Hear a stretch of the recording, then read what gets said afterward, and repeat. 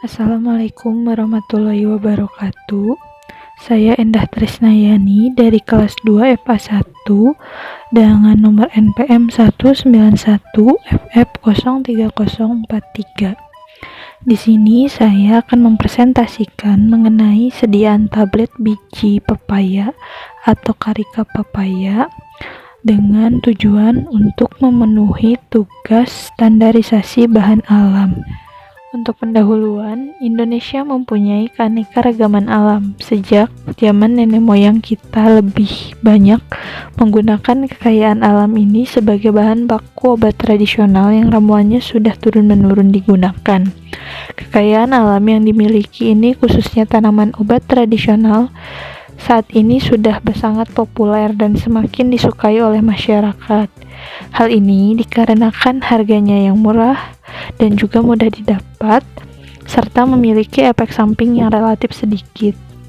Untuk poin keduanya, pepaya atau karika papaya merupakan tanaman yang berbatang tegak dan basah. Pemanfaatan tanaman pepaya ini sebagai taubat tradisional yang digunakan untuk mengobati berbagai jenis penyakit. Semua bagian dari tanaman pepaya seperti akar, buah yang matang, daun, biji, dan getahnya.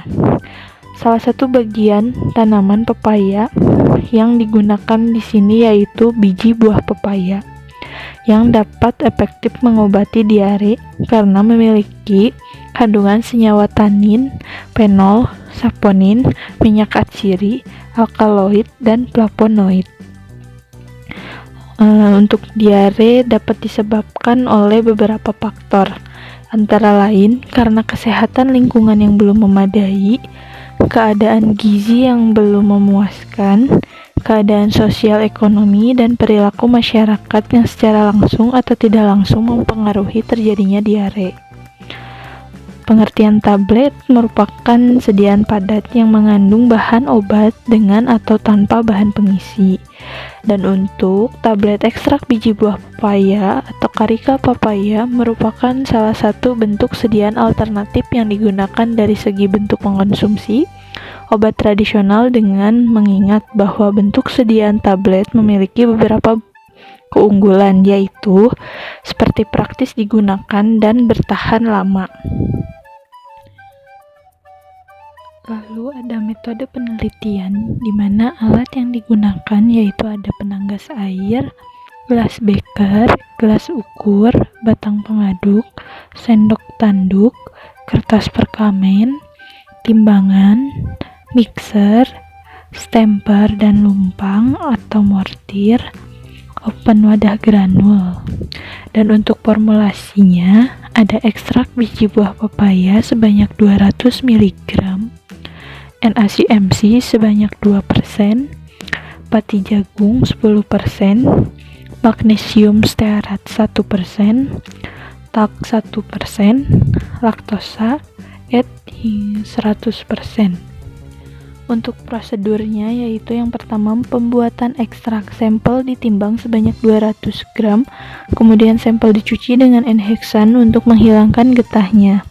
Kemudian setelah itu sampel tersebut dimasukkan ke dalam wadah maserasi yang dilembabkan dengan etanol. Sampel lalu direndam dengan etanol 70% secukupnya hingga semua bagian sampel terendam. Lalu dilakukan maserasi selama 5 hari sambil sesekali diaduk. Hasil dari maserasi disaring dengan kain tipis atau kain flanel, dan maserasi yang diperoleh kemudian ditampung. Pada saat proses maserasi ini dilakukan sebanyak 3 kali.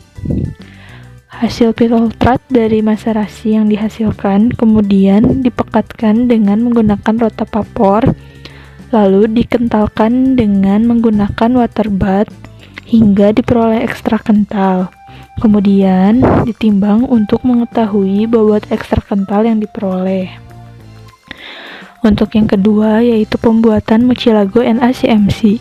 Ditimbang NaCMC sebanyak 2 gram, lalu ditambahkan air panas hingga 50 ml, diaduk menggunakan pengaduk elektrik hingga larut, dan dicukupkan bila volumenya sudah 100 gram. Untuk yang ketiga ada pembuatan tablet metode granul. Ditimbang, ekstrak kental digerus di dalam lumpang panas, ditambahkan etanol 70%, lalu dikeringkan dengan menggunakan pati jagung, kemudian ditambahkan dengan laktosa, lalu diaduk hingga homogen. Dibasahkan dengan cairan mucilago 2% hingga membentuk massa basah granul, kemudian diayak dengan menggunakan mesh nomor 10. Massa basah kemudian dikeringkan dalam oven dengan suhu 50-60 derajat Celcius selama 8 jam.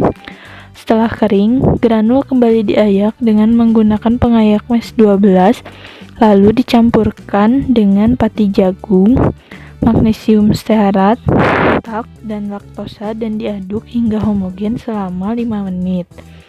Granul kering kemudian dikempam menjadi tablet. Lalu ada proses pengemasan di mana pada pengemasan tablet ini dapat dilakukan dengan dua metode atau dua mode pengemasan, yang dimana yang pertama ada strip packaging yang merupakan pengemas dengan menganut sistem dosis tunggal yang digunakan secara per oral. Dalam metodenya sendiri yaitu mengemas dengan dua lapisan atas atau bawah yang kemudian di-seal dan di-cut. Lalu ada dengan cara blister pack, menggunakan produk yang dikemas dengan menggunakan suatu lembaran resin termoplastik dengan pemanasan dan menarik dalam vakum lembaran plastik yang lembek itu ke dalam suatu cetakan. Sesudah dingin, lembaran dilepas dari cetakan dan berlanjut ke bagian pengisian dari mesin kemasan. Lalu ada evaluasi pemastian mutu. Yang pertama ada uji organoleptik, di mana bertujuan untuk pengenalan awal yang sederhana secara subjektif mungkin yang dilakukan dengan penggunaan panca indera yang mendeskripsikan bentuk, warna, bau, dan rasa. Lalu ada uji kadar air yang bertujuan untuk memberikan batas minimal atau rentang tentang besar kandungan air di dalam bahan yang dilakukan dengan pengukuran kandungan air yang berada di dalam bahan. Dan dilakukan dengan cara yang tepat diantaranya yaitu cara titrasi, destilasi, atau gravimetri. Lalu ada uji kekerasan tablet, di mana pada sebutir tablet yang diletakkan secara vertikal antara ujung dari penekanan, alat ditekan sehingga tablet tertekan dan pecah. Pengujian ini diulang sebanyak 6 tablet. Kekerasan tablet ditujukan pada skala alat Kg di saat tablet pecah. Persyaratan uji kekerasan yang baik adalah lebih dari 4 Kg. Lalu yang keempat ada uji keseragaman bobot, didefinisikan sebagai derajat keseragaman jumlah zat aktif dalam satuan sediaan untuk uji keseragaman kandungan berdasarkan pada penetapan kadar masing-masing kandungan zat aktif dalam satuan sediaan untuk menentukan apakah kandungan masing-masing terletak dalam batasan yang ditentukan. Persyaratan uji keseragaman bobot ini yaitu tidak lebih dari 2 tablet yang masing-masing bobotnya menyimpan dari bobot rata-rata dari 5% dan tidak satupun tablet yang bobotnya menyimpan dari bobot rata-rata lebih dari 10%. Lalu untuk yang kelima ada uji waktu hancur. Dimaksudkan untuk menetapkan kesesuaian batas waktu hancur yang tertera dalam masing-masing monografi. Kecuali pada etiket dinyatakan bahwa tablet atau kapsul digunakan sebagai tablet isap atau dikunyah atau dirancang untuk pelepasan kandungan obat secara bertahap dalam jangka waktu tertentu, atau melepaskan obat dalam 2 periode berbeda atau lebih dengan jarak waktu yang jelas di antara periode pelepasan tersebut. Dan untuk waktu hancur ini tidak menyatakan bahwa suatu sediaan atau bahan aktifnya terlarut sempurna. Sediaan dapat dinyatakan hancur sempurna bila sisa sediaan yang tertinggal pada kasa alat uji merupakan massa lunak yang tidak mempunyai inti yang jelas, kecuali bagian dari penyalut atau cangkang kapsul yang tidak larut. Tablet yang baik mempunyai waktu hancur tidak lebih dari 15 menit. Dan ini untuk daftar pustaka yang digunakan.